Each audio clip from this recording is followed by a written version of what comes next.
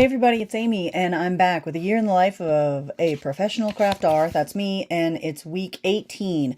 Week 18 update from last year. I looked at it. It was a busy week. Week 18 apparently was the week before Horseshoe Craft and Flea Market. I'll leave a link to that in the description because I love those people, and it's a great show.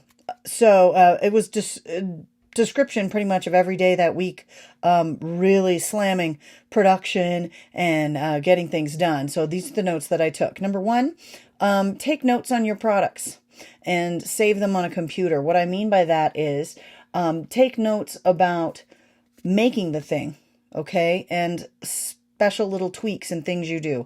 The reason I say this is in that week I was making bath fizzies, and I knew, and I had written it down too, because I take notes, that I need to leave them overnight. Just forget it. You can't unmold these in 20 minutes. You can't, not mine, the way I make them. You can't unmold them in an hour. Just leave them overnight and forget it. I had written this down. Well, I forgot, and I tried to unload them, and they crumbled all over. And it's like I'm, making my own life miserable at that point.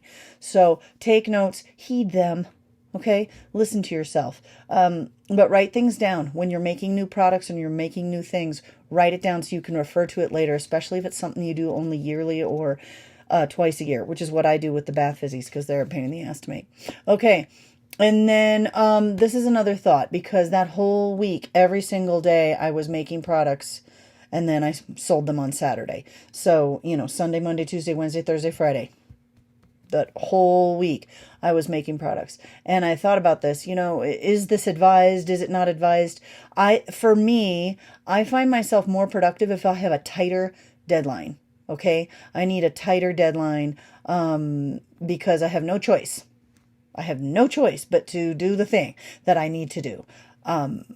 If you can create this false urgency, if you can create this in your life and make it happen sooner, then go for it. And I sometimes do that. I mean, how do you create false urgency? Because even in the back of your mind, it's like, oh, I can put it off until whenever. And then, of course, it gets done 2 days before the show.